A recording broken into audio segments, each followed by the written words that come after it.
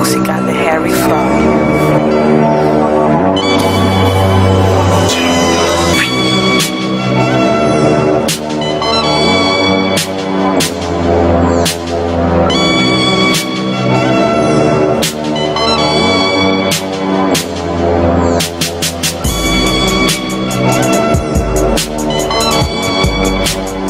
As Peasy and Kirak enjoy each other's videos on their telephones, would you care to show the dance to our viewers and listeners after? Let's just can't see it, but viewers. Talk to Mike Harrington. I prefer if it was in space. Yes, we all prefer that song and dance to be in space. Welcome to the Sack Exchange with Matt Kirak. Hey. Peasy Delarizi, Eagle, and Mo Khan. We're almost at the halfway point of the year, and people are asking about playoff questions, scenarios, how it plays out, who plays who. We'll give you that a bit later on here. We'll talk about some of the key teams, 1 in 3 teams, who's Matt buying or selling with Peasy. Find out which player might be a bigger impact than Justin Blanchard. Monstars. Talk about who is the best defensive player. Is it Ryan O'Reilly, who says he isn't, but we'll talk about that and more. Best cameraman, though. Guaranteed. Oh, well, Ray Star Wars. This week, Div C. Well, Ray Star Wars gives him a good run. As a cameraman? Poor Ray, he looks so awkward. Why? I want to hug him. So stiff up there. On the field or on the camera? No, on the camera. He was just. No one can see me, but I'm like a board right now. Speaking of board, the Glads win 48-40 over the Maniacs. Frank LeBeau, 6 TDs, 1 INT. Rafa Balaja, 6 TDs, 2 INTs. Alex Lever, 3 TDs, 77 yards. We spoke about off-air, Matt Kirak. Can we now finally include the Glads as part of the Big Two to make it the Big Three with you guys, R&D, Montreal's Finest, and now the Glads? Absolutely. They're doing damage on teams. Even when they lose, they're putting up big points. They're the real deal. If you're looking at the other 3 teams, they're definitely top 3 for sure. When you look at it this way, obviously, look, 2 or 3 doesn't make a difference in the playoffs, unless they play each other, right? But would you say the Glads are more of a 2 seed than they are a 3 seed, or vice versa? I don't think you can really count out Finest right now. Obviously, I'm going to put my team first since we are 4-0. Well, yeah, I would hope you put your team first. The Finest are playing Glads this week. They are. So we'll see. That could be the defining moment, as you like to say. It could be. It could be a turning point. Yeah, they play each other twice this year. This week. This first one's going to be the test, and then next week we can call them 2 or 3. So there you go. Well, if you guys play the Finest next week, which you will, if you guys win that game, we can pretty much give you the division championship hats at that point. Yeah. Let's do it. Peasy, would you agree? Glads being a legit 2, if not a 3 seed? At the moment, I still think right now what we've seen is a 2-horse race with some ponies lagging behind. We'll have to see how that plays out the rest of the season. But, I mean, if anyone can do it right now, it would be the Glads, absolutely. Okay, so 4 games now for the Maniacs. They've given up 40 points or more in a game. What is wrong with their defense? Or is it more their offense not scoring points and keeping up with the paces as they move along in the season? I don't know. I think it's just an all-around showing on their part. Is it a lack of an offense, though? I mean, how many times are you going to throw a 40 bomb up to JR? I mean, Verger, yeah. JR Verger, that's all he did last game. Every time he turned around and he looked up, the ball was in the air going to JR in the corner. And then he got hurt. And that's half his game right there is running around the backfield. Obviously, that hurts their defense, no? I mean, you can't... Well, yeah, you can't be... I mean, they do score on some of them, puts their defense right back on the field. It's just an all-around outing for them that they can't... They start off like a bat out of hell, and then they can't close games, whether it's before half or before the end of the game. It's both ways. It's just a lack of... They get on each other's back. It's a lack of chemistry. It's a lack of... everything. I saw a lot of frustration on their body expression on Sunday's loss, and I thought, man, this is not looking good for this team at 0-4. They do play the Rainmakers, which is essentially a playoff game in its own right, because if they win that game, they're in the driver's seat for the 5th spot. But if they lose that game, I mean, not to say the playoff hopes are done, but it takes a severe dent at the halfway point of the season. Yeah, but the only thing that can look up for them is that they do get to play the Rainmakers again. Hoping that they point differential becomes a factor in a head-to-head battle if they do split the series. Points of games. Yes, that's right. Yeah, with that whole situation. Finally, Paul Lapierre, second game with the team. I thought he looked much more comfortable in the offense. Played very well. Had a role in the offense with what he did. I think in the long term, this team, for the Glads that is, this will definitely help them, and I think that puts them even in a more lethal position to score more points than what they've done so far this season. But like I said to you off air, they don't really need help on offense. It's their defense that they need. Like Marco said last week, I don't know if he said it on the podcast or not, but they need someone on defense that can make a big stop, and they don't have that right now. And the second that they do, if they picked up somebody, now's the time. This is the last point.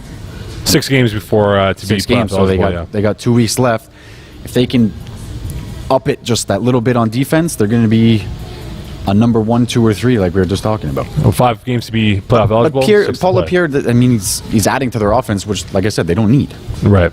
Peace, you want to add anything about Paul Lapierre? Paul Lapierre will add height to the team, which is something that we've always joked about the Glads. But as Matt said, and as Marco did in fact say on the podcast last week, it's a team that's missing a playmaker on defense. That being said, Matt, you can't just go to Village de Valor, pick up a defender at the cash, and hope that it'll work out. Like it's hard to pick up a game-breaking defender. It just. I mean, look who's not playing from the winter season this year. There's a ton of them. Just Pat Chenard. There's guys like that you could pick up if they wanted to play. And yes, it is like Village de Valor.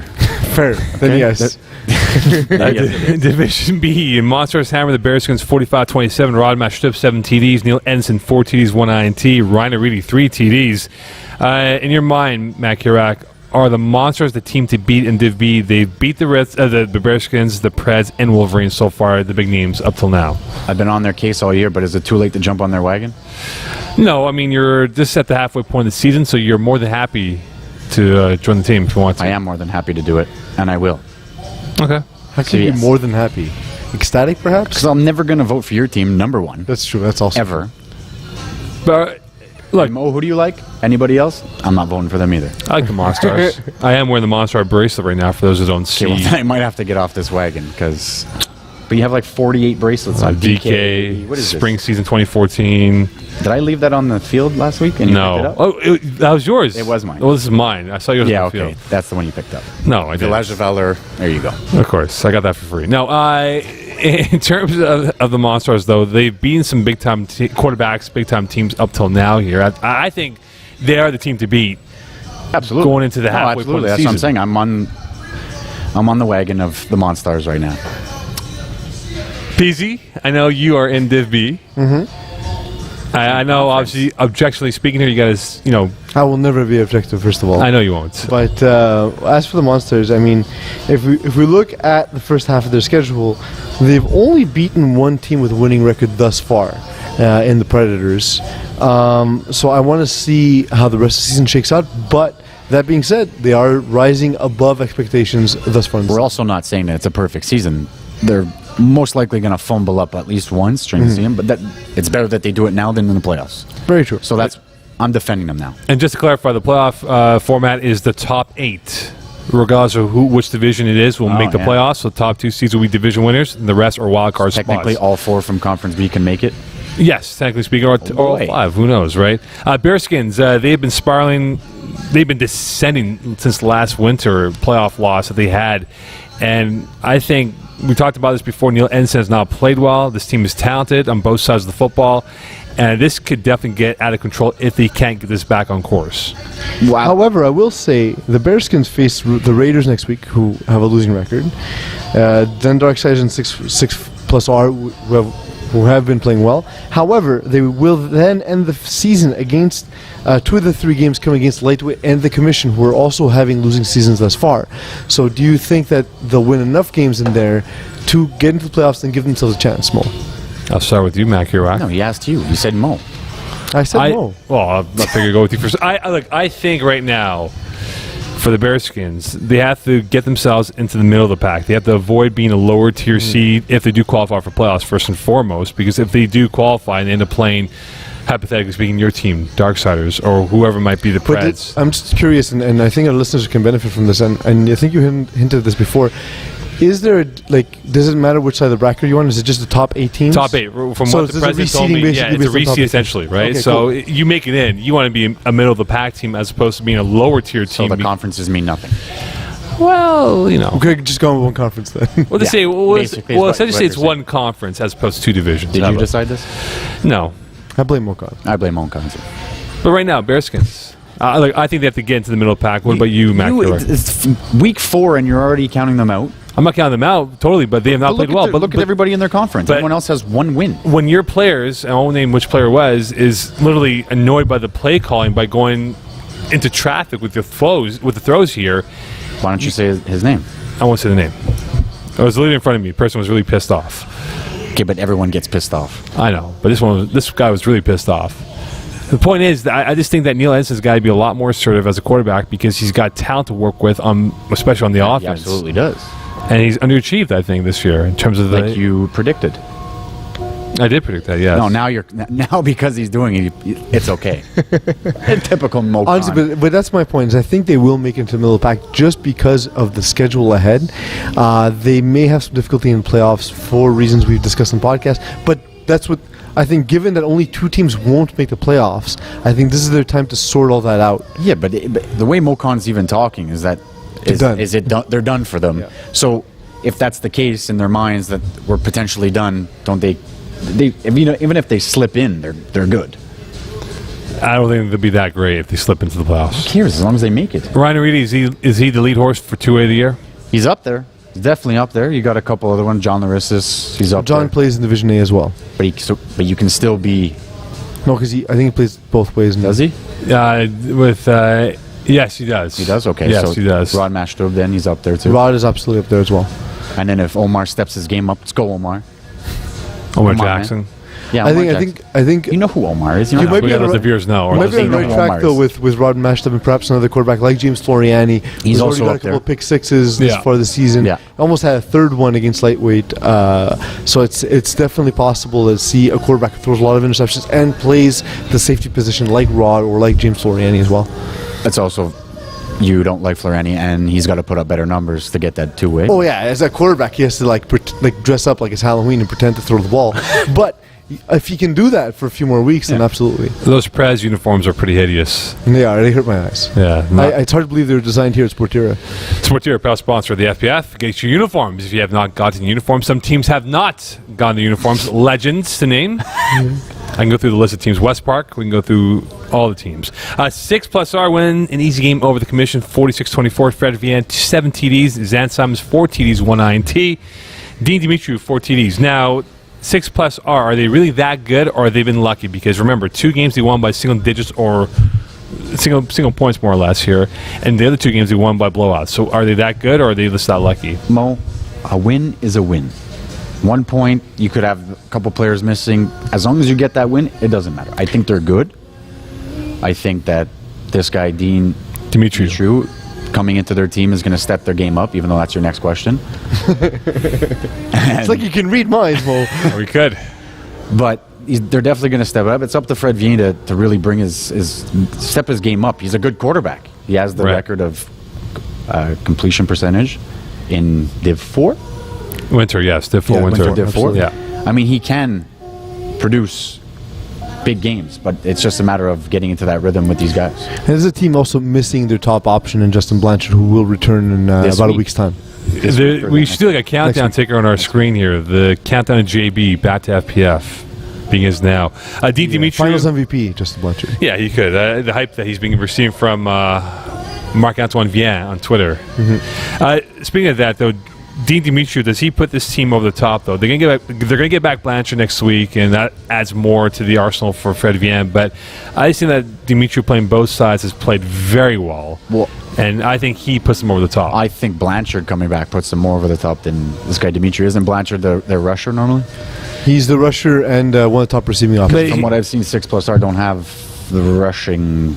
Well, they're using Garand to rush right now, and he's not exactly top tier rusher. We had 2 He's better sacks against Zan Simons. Absolutely, but I think against the top tier quarterbacks, I don't think Garand will really be a factor at the rush position. But that being said, Blanchard comes back and affects both sides of the ball. As for Dean Dimitriou, I was talking with another FPF analyst, Jim Clefthris, this weekend when we'll discuss the dangers of pre-drinking on our show and calling the audible a little bit later. Oh, God.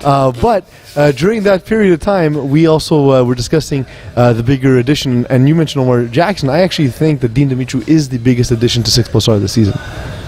His your impact on opinion. both sides has been incredible. Yeah, absolutely. And he's a guy not a lot of But guys is he know going to about. be there but- all season? Is this I confirmed? believe he His will contract is signed? Yeah. Well, he signed what, a 4-week contract, like a 10-day contract in the NBA. No, I believe he's a full-time player. I ran sort of the cap. He fits the cap for the full season once Justin. Well, you returns. can't count, according to Simon Dagenet. Also, it's Simo, so don't trust that. Simon He eats Dagenet. ketchup packets. So He cut his hair, by the way. I'm huh? never playing for him again. No more Johnny Bravo. No, he still kind of looks like Johnny Bravo. Not anymore. No, in my You, opinion, s- he does. you should see his haircut. Anyway, you can follow us on Twitter at MoCon19, at PZFPF, Eagle FPF, Matty Kirawak. and of course, Got it. our FPF guy. All right, let's talk about buying or selling for these 1 and 3 teams in Division B. Wolverines, lightweight, Bearskins are 1 and 3. Who you buying and selling? Wolverines schedule for the next 3 games: 6+R, Raiders, Preds. Lightweight play Darksiders, Monstars, and Raiders. And finally, Bearskins have the Raiders, Darksiders, and 6+R. So we'll go with the Wolverines. Are you I'm buying selling them all. How about that? Really? Why? Because I'm not playing for Simon anymore, so he's done. Wolverines. Ugh. Come on, Tony. He didn't play last week. His wife is due, I believe, Oh, is any she? second now. which Yes. is totally a good reason. Yeah. Congratulations, Tony. But come on, man. I actually messaged him to say, hey, I was looking forward to playing against you, but I heard why you missed the game. Yeah. And congratulations, buddy. So congratulations, Tony, to bet Yeah, on the absolutely. upcoming birth of your But I'm child. still selling. Way to go, Eagle. Slow clap. Nice golf clap. You're selling all 3. I'm selling all 3. Unless Marco plays full time for lightweight to give them more of an edge. I highly doubt that, by the way. I don't see that happening. I know that. He's got no time. Of course not. Rouge These guys bar. do his dance, right? Rouge bar. Oh, yeah, whip it. Oh, Rouge Man, yeah, that's classic. Oh, boy. Oh God. Look, I'll tell you right now, I'm selling the Wolverines. I just think right now their roster is not how it once was. Last spring they were phenomenal, having a deep roster to work with. Yeah. They haven't been on the same page at all this year. I think lightweights, like if you and Marco were playing, it's a huge game changer for that team. But without you two guys on the roster, that hurts them. They've been close. They've been in some games where they got blown out last game against the Predators. But look, I think for Simon Dagenet, he's going to get a lot more assertive with his throws. And finally, I think the Bearskins, we spoke about them before, this could definitely unravel for them. I'm selling all 3 right now. But, Peasy, I'll ask you this question, though. Do you think any of these teams could potentially finish 500 or better by the time Week 10 rolls around? I gotta say, looking at Bearskin's schedule, just as a factor of the schedule, I can see it happening. And the amount of talent they have on the team, but as you mentioned, Neil Edmondson has to play at the level of the rest of the team. As for Wolverines, it'll be tough. They've struggled with and without Tony this season. And lightweight, unless Marco's throwing the ball, it's not going to happen. That's not going to happen. That's a call out Shots to fired. Simon Dagenet. Shots By the way, the common schedule opponent between all 3 is the Raiders, so they can definitely have an impact. Wow, on they who- get 1 win. each. Woo! Each, definitely each. So I'm going to make it to 500. Coming up next, we'll talk about which is the best defense in Division B. Could it be PZ's defense? Yeah, I'm not Even though you're not on defense? Please play defense. Play defense. Never, not once. PZ's like the Not even Divi. I'm like a Div 9 defender. PZ's like the Rex Ryan of the DCs out there. Is it 6+R Monstars? Which of these 3 defenses are the best here on the Sack Exchange with Matt Kirak, PZ Delarizi, Eagle, and yours truly Mocon from the Sportier Cage in lovely downtown Eastern Anjou. By the English Montreal School Board's DEAL program, distance education for all learners will allow you to obtain your high school diploma or prerequisites for CEGEP or vocational studies from the comfort of your own home. It's never too late to go back to school. Learn anywhere at your own pace and get your diploma. Call 514-788-5937 for information or visit www.distanted.ca for more details. So we just found out it is Matt Kirak's birthday tomorrow. Also, the sexiest person alive, according to Ryan Aridi. I may be misquoting him. You, I have I believe a it was question Matt for you. Are we Kirak, sexiest celebrating person alive. on the train tracks of VRL? yeah, I'm on. Yeah, Via. That's what I'm selling. Or what did he say? I'm giving out Crackers? cookies. Cookies, yeah. Animal Serving cookies. cookies, man. Horrible jokes. Horrible. Boo. Yeah. Even ego booed you. How you hating on your own people at VRL? I don't know. They don't give me free passes. So. Quick question: do you guys like hate CN? Like if you see Yeah, like yeah, a no, CN, yeah. It's like Bloods and Crips. Ugh. Really? We don't have gang signs. Right? East versus West, I guess. Speaking of East versus West here, which is the best defense in Division B? The Monstars this year have given up 91 points, have not given up 30 points in a game, have a total of 10 INTs and 5 sacks. 6 R, 97 points given up, have not given up more than 25 points in a game, 5 INTs, 8 sacks, 8 PDs. Your Darksiders, PZ, 92 points given up this year. However, no team scored more than 28 points against you guys. Is that impressive in your mind? Well, I never really focus on what defense is doing or care about what's happening when the defense is on the field, so sure. And here's another accolade for the Darksiders.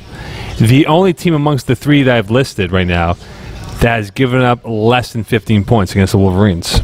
Well, it was without Tony Tibet. Theo Bakelas. Yeah, who did it? Honestly, he did a good job considering. I want to give him props. It's not easy to step into Div B and start throwing the ball around. And he's missed as a receiver. He's a solid Yeah, receiver. absolutely. So in your mind right now, who is the best defense out of the Staying 3? with my Monstars, and I'll never, ever vote for Pease. Ever. I don't Even if blame he you. doesn't play defense. Or even in the He's the mayoral DC. campaign. He's the quality controls coach. Compliance officer. Yes, exactly. You stick with Monstars because of who? Ryan Aridi? Yeah, of course. I'm always going to go with the rusher. A And game he's- changer. And he's killing it on offense, so take it. All right. Take off the bracelet. Objectively here, Peasler. Who you taking? Honestly, having played against 6+R, I'll say their defense. I haven't seen the Monstars defense play against. I haven't played against them, so I can't really say. They're it. aggressive. They are aggressive from what I Very saw. aggressive. I was sort of playing at the same time in my Div D game this week during the Monstars game, so I was peeking over the curtain every time I While could. you were on defense? Yeah, well, my team was on defense. So whenever I could, I took a look, and honestly, I was very impressed. But honestly, having played with 6+R, just the chemistry and the way they work together. As for Darksiders, it's hard for me to talk about. 'cause I it's like my your team. defense, by the way. I really do. I think It's the first time that anyone's ever said anything positive about any defenses that I've put together, so I appreciate it. You're Well, taking credit for it? Well, no, it's just I'm saying usually our Your brother's right there. I know it's terrible, no, but usually He has no idea. the bane of our existence is putting together a defense. We haven't done it. We haven't put together good defense before, so it's a good feeling. It's a lot less pressure on the offense. That's for Ego concurs. vividly. Vividly. Eagle is like the mini version of Zach Thomas for his Hot Boys Hotline defense. So in summary, I take 6+R. I'm taking your defense. I like Monstars, but I think that's the obvious choice because they've made big plays and Ryan Reedy makes a big impact. I'm sorry, I pulled the Mocon and took the obvious choice. What is the obvious choice? Whatever. Next. Darksiders, though, look, if Morissette plays well, which he has done so far, great job by him. If that defense plays even better, which they have, remember how many turnovers you guys had against the Wolverines. And even throughout the year, they've made big plays on 3rd and 4th downs, which has really swayed momentum in their But it's favor. irrelevant against the Wolverines. Stop bringing that up. I'm saying other games, though, before that. You didn't say other games. In other games. Okay, there you go. Now you said it. They've swayed momentum in their favor. And I really think that Darksiders, the more they get comfortable with each other as we approach the halfway point of the year, that is going to be the best defense in Division B Is moving forward. lightweight playing Darksiders this week? This week, Oh, God. You guys might give up less than 10 against one them. more. Maybe one more. Awesome. But no, maybe not. Here you go. It is Timo. You like Ryan Reedy. I do. Beyond him, though, is there another guy from one of these 3 teams you would take on your team as an impact defensive player? I don't know. Right now, Rod Mashtub is doing big things on defense and offense. Yeah, I'd take him. Pease?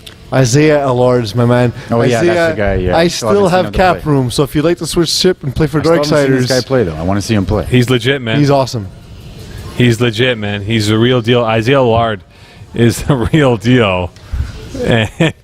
As we get a little mic check over here from Eagle. Isaiah Lard actually was watching your Div A game on Sunday. I think he's going to be in Division A or Div 1 very soon. That's my opinion. I know you want him, PZ. Marco's already got him, so don't worry. I think he will be on a higher team in the winter season. I really do. No, it's already in the works. The contract's written up. All right, fair enough. Yeah. Fair enough. 0-5 drop this week in Div A, critical game between the Rainmakers and, of course, the Maniacs. We'll give you the prediction afterwards here. Whoever loses this game, it's a huge blow to their playoff hopes. But does that really put an end to their playoff hopes at the halfway point of the year? Well, if you talk to Tony Corey right now, he was expecting to go 1-4 first 5 weeks, and then explode to 6-4 by the end of the season. Not happening. It's negative. It's not happening. I agree, but it's negative. I don't care. I'll be honest with you. Not happening. They're 0-4. It's a bizarre way to start a season. I don't know. It's complete intensity on the Maniacs point against the calmest set of people you'll ever meet on Rainmakers. It's going to be a weird game. That's true. 1v1. Oh, it's on me. Second installment of 1v1 this week. We had the defending champion at Cadmore against the challenger Roshdi Banal-Decatur. Production at Cadmore versus championships of Banal-Decatur. 5 times he's had 500-plus yards in a year. That's Roshdi Banal-Decatur. 8 times he has had 40-plus receptions. We all know Cadmore's stats, as you alluded to 2 weeks ago. Yeah. We'll go around the room and we'll get your point of view first here with the 1v1 of Roshdi versus Aked. Explain the reasoning, please. Well, when I did the stats again this week, and I averaged them out per game, Aked's ahead of him in every category. In every single category, the receiving, yards, TDs, everything. Either way, even before I knew that, I would take Aked on my team no matter what over Roshdi. I feel like Roshdi can get rattled in a game, and there's no way you're rattling as a Aked. receiver. As a receiver, yeah. Okay. It's purely receiver. He complains to the ref if you're ripping and pulling, and although he has a great receiver, Yeah. I would still take Aked hands down no matter what. He's the game changer. All right. Peasy, who do you take? Roshdi Banal-Decatur or I'm going to Aked go with Moore? Roshdi actually on this one. I think he is the greatest applicator. The thing is that I think the impact that he adds to the team, not just on the field but as well in the huddle. I It's was annoying. talking to a few people this weekend, and just what they're saying about how he impacted the finest in terms of they were good before, and his mind added to the already great brain trust made them make the next step into absolutely elite. I agree, but that's the defensive point of view. But I think Not but offensive, I'm like, saying you're not overall gonna- as a player, it's not 1-1 as a receiver. I'm saying 1-1 as an addition to a team. I was doing receiver. Congratulations. Well- I'll get you a fish stick later. However, for the moment, I'll stick with Roshdi Banal-Decatur. I think as an overall impact on the team, I think Roshdi. All right, Eagle. Plus, he got wicked hair. Who do you have? Yeah. One word. Roshdi. I have Aked. Dave Delarocca, to break the tie break. What? The tiebreaker, you are. I'm going to go with the green team. Is it Aked or Roshdi you would take on? Yeah, I'm going to go with the greenest of the players. He said the Green Party. Okay, so it's a tie. Thanks for breaking the deadlock. Quickly here, Theo Ojea, Teddy Fournette. Ojea, 4 times he's had 4 or more INTs in the year. 3 times he's had 10 pass deflections in a season. Otherwise known as dropped interceptions. Oh, that could be it. Teddy Fournette, once he's had 4 INTs in a year, and once he's had 10-plus PDs. Stats versus no stats. Soon to be Hall of Famer, potentially Theo Ojea, with Teddy Fournette being a Hall of Famer. Who do you have and why? I'm not going to turn my back on Theo now. Always going to take Theo, no matter what. He brings that intensity to our huddle. He brings that intensity on the field, barring a suspension He last looks like year. Wesley Snipes, by the way. Sorry? Looks like Wesley Snipes. No, he doesn't. Hey, he does. Looks like Tyrone. Anyway, carry on. Anyway, I'm not going to turn my back on Theo. It's always going to be Theo. Unless you put up Theo against another player that's on my team and I can't choose, but All right, next we'll do Marco Masiocha versus Theo Ojea. Theo. Oh, wow.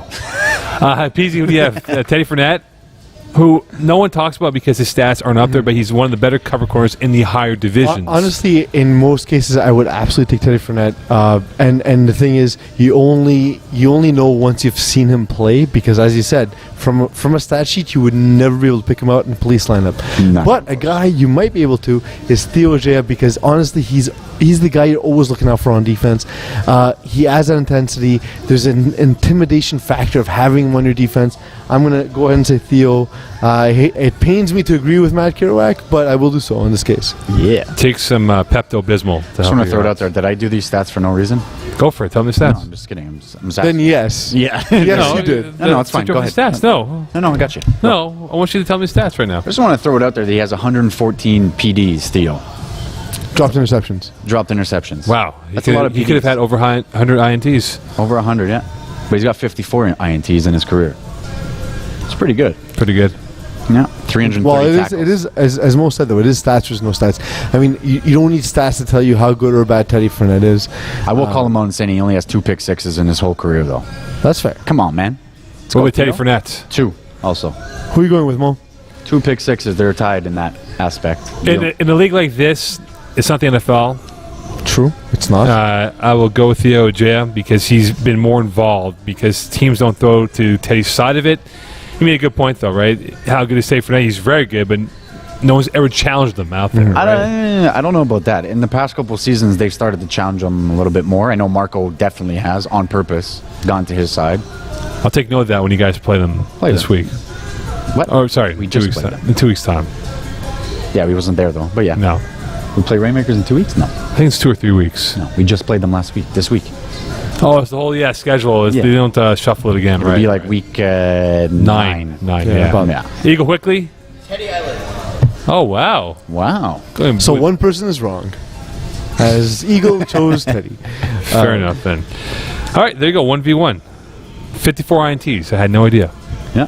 Okay. And You know what else Teddy you'll have has no 16. idea on, Mokan? Who to choose during picks of the week this week. That's why it's your turn.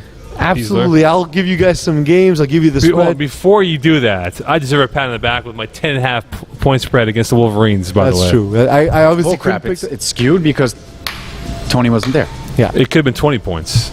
What was it, 20 points? No, it was 10.5. 20 points. All right, go ahead. All right, so the picks of the week this week, we start with Maniacs Rainmakers. 7.5 points in the favor of the Rainmakers. Will they make it rain this week? Matt Kerouac. Yeah, you know what? With I don't know if Rafa's still going to be injured. He pulled his hamstring last game. But I think this is the Rainmakers coming out party. A little late, but whatever. I think they crush from the Rainmakers. do you They agree win with by at least 10 plus, Yeah, I'll agree with you. especially with Rafa's injury.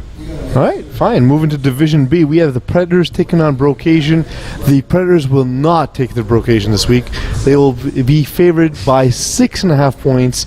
Will they take this game by that spread? Matt Kerouac. Yeah, they are. It's gonna be 2 scores at least, I think. Like I said to Phil Cutler in the game, he's always throwing on the run, constantly and always off his back foot. If he changes that, he could have a little bit more Well, success. the snap, right? You made the point about the snap where he's literally running to the snap of the football. Running to the snap and then throwing off of a back foot, or he's never planted fully, and he's got a gun for an arm. And I think it's just more of a habit now that he's doing it, and he's got to get out of his head. But if he does that, it's going to be less. If he doesn't, it's going to be a smashing.